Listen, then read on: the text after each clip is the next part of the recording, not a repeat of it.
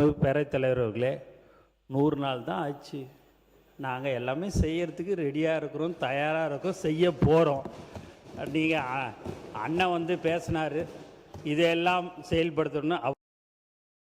அவர் எங்களுடைய அறிக்கையை வந்து படித்ததுக்கு நான் ரொம்ப அவருக்கு நான் நன்றியை தெரிவிச்சுக்கிறேன். எல்லாமே என்னென்ன சொல்லுங்கண்ணா, இல்லை எல்லாமே நாங்கள் கண்டிப்பாக எல்லாமே செஞ்சுருவோம். அதில் எந்த மாற்று கருத்துமே உங்களுக்கு இருக்க வேணாம். இப்போ சிலிண்டரு நீங்கள் பார்த்தீங்கன்னா முடியாது, நீங்கள் கொடுத்தோம், இதுமாரி எல்லாமே பண்ணிவிடுவோம்.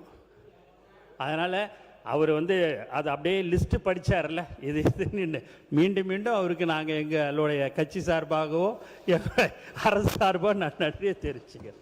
மாண்புமிகு உறுப்பினர் கே நேரு, முன்னாள் அமைச்சர். மாண்புமிகு பேரவைத் தலைவர் அவர்களே, நினைவுபடுத்திட்டே இருக்கிறது தான் எதிர்கட்சியினுடைய வேலை. நினைவுபடுத்துகிறோம், நீ செஞ்சால் சந்தோஷம். மாண்புமிகு அமைச்சர், மாண்புமிகு அமைச்சர், நீங்கள் சொல்கிறது எல்லாமே கரெக்டு. ஆனால் ஒன்றே ஒன்றுண்ணே, எங்கள் தலைவர் தளபதியை மக்கள் எந்த அளவுக்கு நேசிச்சாங்கன்றது ஒரு சின்ன விஷயத்தையும் சொல்லிடுறேன். அதெல்லாம் கண்டிப்பாக அந்த அவர் சொன்ன திட்டங்கள் எதெல்லாம் அறிவிச்சோமோ அதெல்லாம் கண்டிப்பாக முதலமைச்சர் அறிவிப்பார். 2016 ஒரு சட்டமன்ற உறுப்பினர் தேர்தலில் நின்னார். தேர்தலில் நிற்கும் போது பார்த்திங்கன்னா அவர் அந்த நேரத்தில் அவருக்கு அந்த வாய்ப்பு வரலை.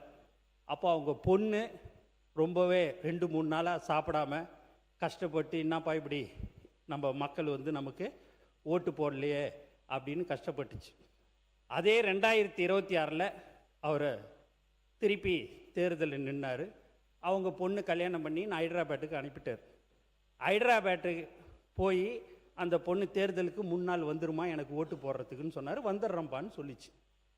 அன்னைக்கு போலிங் அன்னைக்கு ஒரு 9 மணிக்கு இப்போ அவர் சட்டமன்ற உறுப்பினராக நம்ம அவையில் இருக்கிறாரு. அந்த சட்டமன்ற உறுப்பினராக அவர் என்னம்மா ஒரு நைட்டு 9 மணிக்கு வீட்டுக்கு போனவுடனே, ஏம்மா எத்தனை மணிக்குமா போய் காலையில் ஓட்டு போட்டேன்? காலையில் 7 மணிக்கே போட்டேன்ப்பா, என் அண்ணனுக்கு விசில் சின்னத்தில் ஓட்டு போட்டேன்ப்பான்னு. அவருக்கு ஒன்றுமே புரியலையாம். அம்மா என்ன திருப்பி சொல்லுன்னாராம். சொல்லும் போது, அப்பா உனக்கு நான் ஓட்டு போடல, நீ எப்படியாவது ஜெயிச்சிருவ, ஆனால் எங்கள் அண்ணன் முதலமைச்சர் ஆகணும்னு சொல்லி கோச்சிக்காதப்பா நான் விசில் சின்னத்தில் ஓட்டு போட்டேன்னு. ஏன் இதை சொல்கிறேன் அப்படின்னா, அந்த அளவுக்கு மக்கள் நம்பிக்கை வைத்திருக்கிறார்கள். அந்த நம்பிக்கைக்கு கண்டிப்பாக நாங்கள் நடந்து கொள்வோம் என்பதை இங்கே உங்களுக்கு அண்ணன் அவர்களுக்கு தெரிவித்துக் கொள்கிறேன்.